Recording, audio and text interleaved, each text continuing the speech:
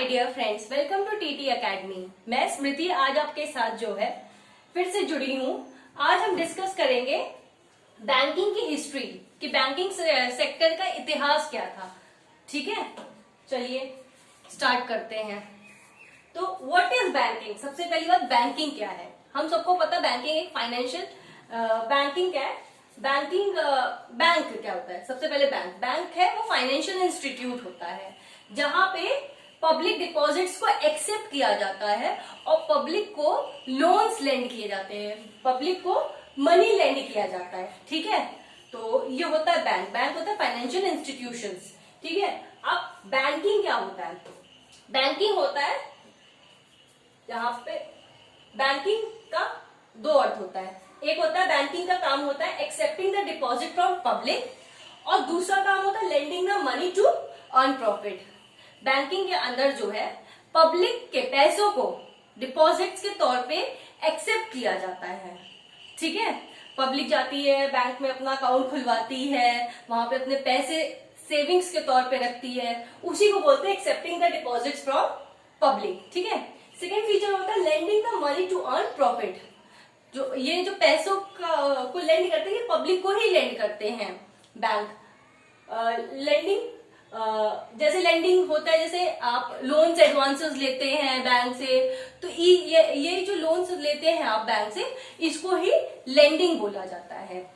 Bank जो public deposit सब किए होते हैं उन्हीं पैसों को एज अ लोन जो है प्रोवाइड करती है पब्लिक को कुछ इंटरेस्ट पे। ठीक है, अब ये जो इंटरेस्ट है ये इंटरेस्ट बैंक इसलिए लगाती है ताकि जो पैसे को लेंड करी है उस पैसों पे कुछ इंटरेस्ट के तौर पे जो भी पैसे आए वो अर्न कर सके प्रॉफिट। ठीक है, तो पब्लिक डिपॉजिट्स को लेंडिंग के तौर पे वो पब्लिक को ही देके प्रॉफिट अर्न करती है। ठीक है, तो ये होता है बैंकिंग। तो बैंकिंग के दो फीचर्स है, accepting the deposits from the public and lending that money to earn profit. ठीक है, चलिए, पर ये तो ट्रेडिशनल मेथड हो गया था बैंकिंग का।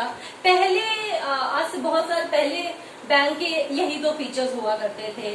अब मॉडर्नाइजेशन हो चुका है, चीजें बहुत बदल गई है, डेवलपमेंट हो गया है। अब बैंक से इतनी ही सीमित नहीं है बैंक की फीचर्स। ठीक है, कि सिर्फ एक्सेप्ट कर रहे हैं डिपॉजिट या वही पैसे जो है लेंड कर रहे हैं पब्लिक को, नहीं। अब बैंकिंग जो है ब्रॉड टर्म हो चुका है। ठीक है, जिसमें बहुत सारे और जो है फीचर्स ऐड हो चुके हैं, जैसे but now banking also includes services like insurance of debit and credit cards. ठीक है, अब बैंक जो है एक्सेप्टिंग एंड लेंडिंग मनी के अलावा पब्लिक को जो है बहुत सारी बैंकिंग सर्विसेज प्रोवाइड करती है, जैसे डेबिट और क्रेडिट कार्ड प्रोवाइड करती है। ठीक है, लॉकर्स प्रोवाइड करती है, एटीएम सर्विसेज प्रोवाइड करती है and online transfer of funds भी प्रोवाइड करती है। ATM and debit and credit card की मदद से हम पेमेंट कर सकते हैं, कैश विड्रॉल कर सकते हैं, पैसे भी ट्रांसफर कर सकते हैं। बैंक अब लॉकर भी प्रोवाइड करने लगी, जहाँ पे लोग अपना बैंक में जाके एक लॉकर लोगों को प्रोवाइड होता है, उस लॉकर में लोग अपना जरूरी कागज, ज्वेलरी, जो भी चीजें उनको वैल्यूएबल लगती है वो जो है स्टोर करते हैं। ठीक है, और ऑनलाइन ट्रांसफर ऑफ फंड्स भी अब बैंकिंग सेक्टर करने लगा है।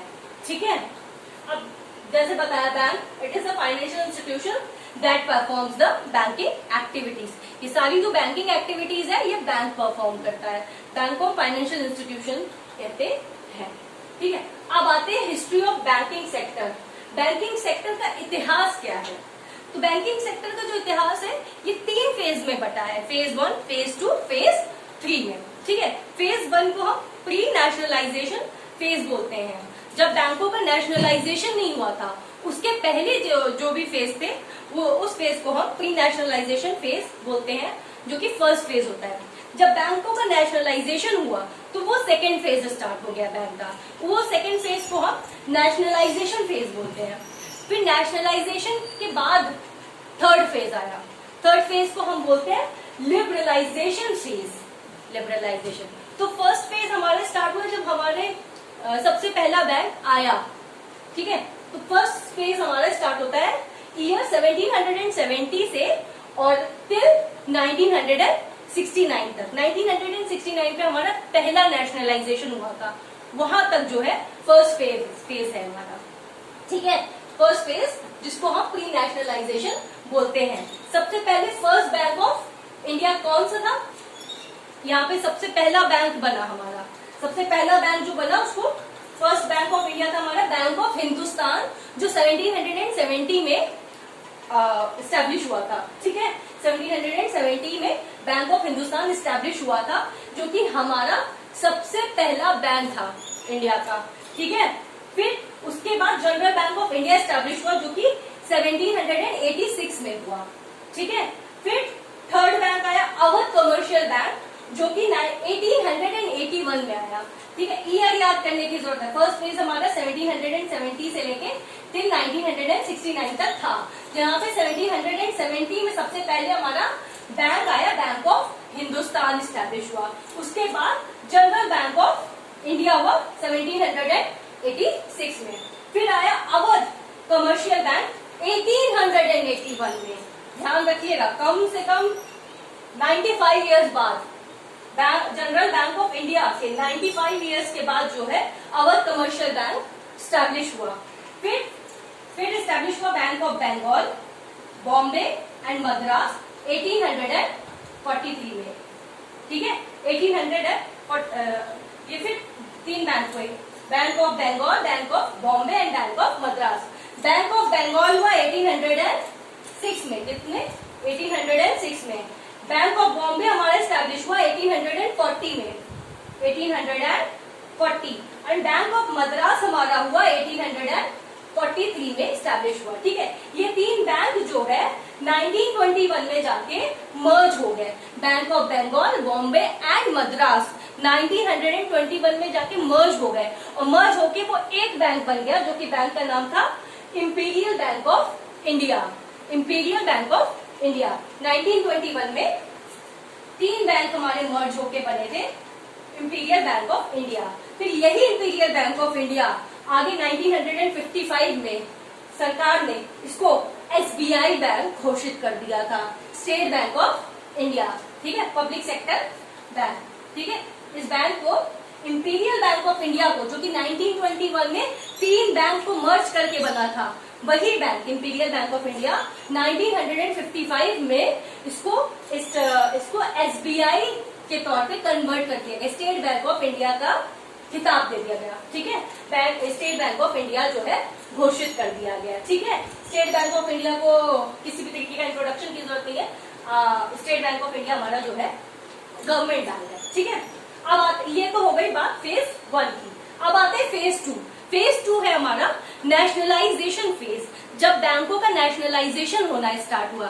सबसे पहले बैंक का नेशनलाइजेशन हुआ जुलाई 1986 में, जहां पे जो है 14 पब्लिक सेक्टर बैंक को 1969 में नेशनलाइज किया गया। उसके पहले 1949 में आरबीआई जो है नेशनलाइज्ड हो चुका था। RBI reserve bank of India, जो कि 1935 में बना था, स्टैब्लिश हुआ था।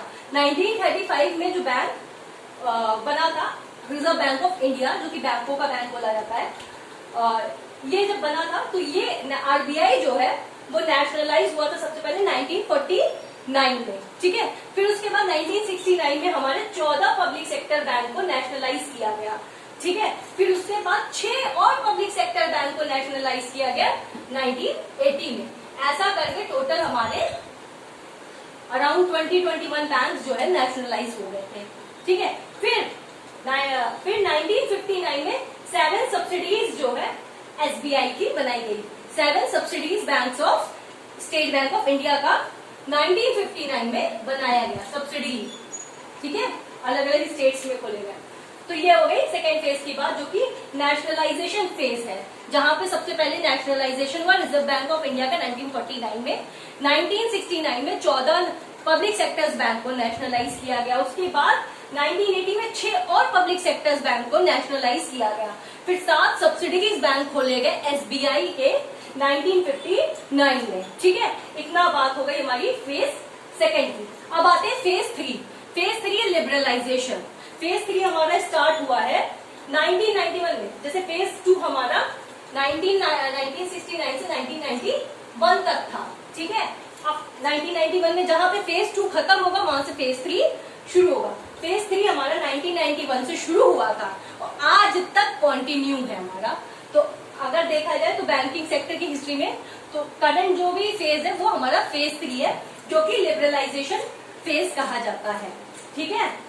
तो याद रखेंगे लिबरलाइजेशन फेज 3 1991 से स्टार्ट होके टिल नाउ तक है, ठीक है। अब लिबरलाइजेशन फेज में क्या हुआ था कि नरसिम्हन कमिटी बैठी थी, ठीक है। नरसिम्हन कमिटी जो है बनाई गई थी।